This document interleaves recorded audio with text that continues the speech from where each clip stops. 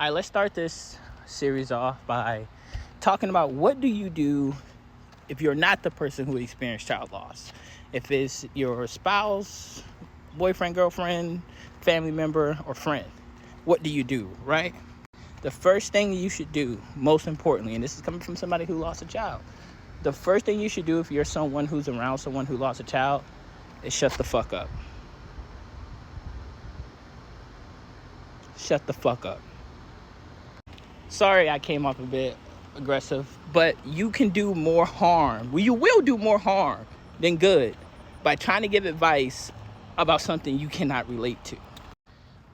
Also, if you're talking to someone who has lost a child, you're having a conversation with them, do not tell them you wish or you're glad that you never have to go through what they went through. Could you imagine telling somebody, like, for example, let's say you got into a breakup, right? And somebody played you, broke your heart, whatever, right? And that person said, damn, I pray I never be as stupid as you to get fucked over like that. You think that gonna make somebody feel good that you're gonna tell them that you're glad that you never have to go through what they're going through, which is the hardest thing a human being could ever go through on this planet? Grieving.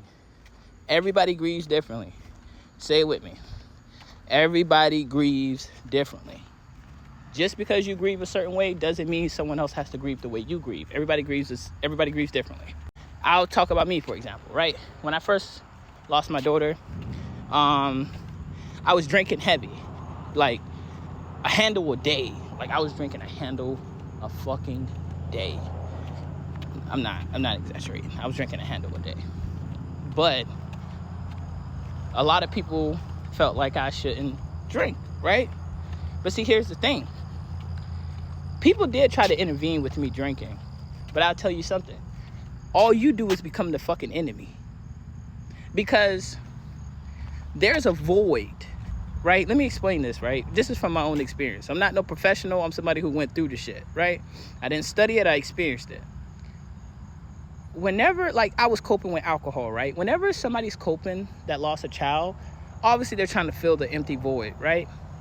That void would never be fucking filled. It won't even, most times when you're trying to fill a void, you feel a sense of like relief or satisfaction.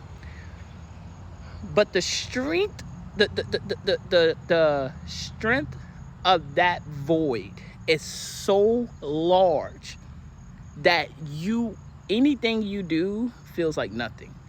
And that's why I say allow people to grieve the way they grieve, because eventually they're going to come to their senses and they're going to stop doing what they're doing because it's not going to be doing nothing for them.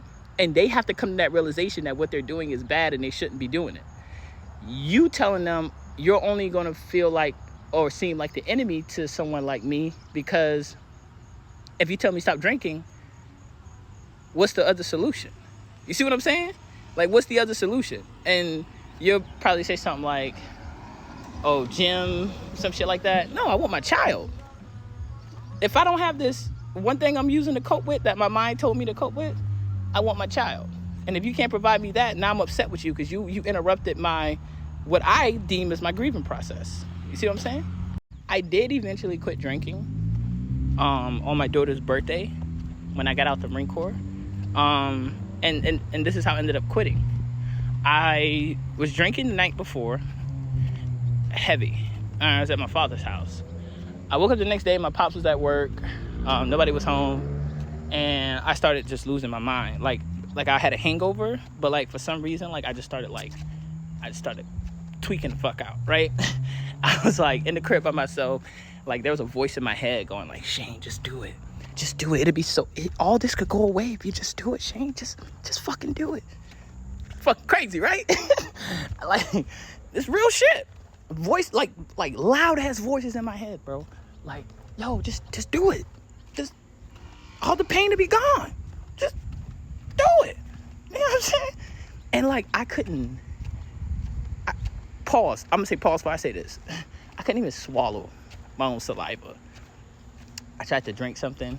I couldn't drink any water. I tried to eat something. I couldn't eat. It was bad. It was bad. When I tell you my whole body was shutting down. Mentally, physically, spiritually, shutting down.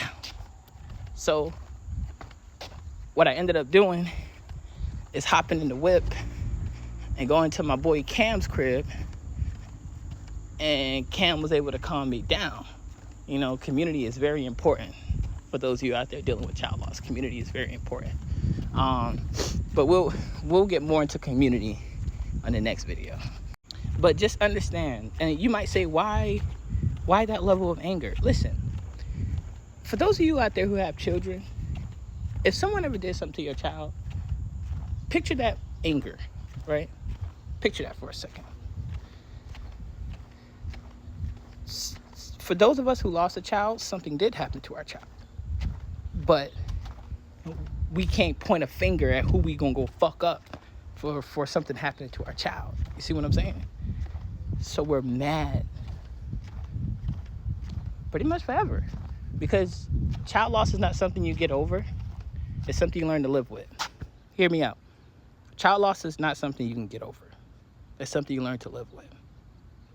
Now you see why I tell you to shut the fuck up, because unless you're going through it, you have no idea, you can't relate, but you can be community. And I'll explain how you can be community in the next video.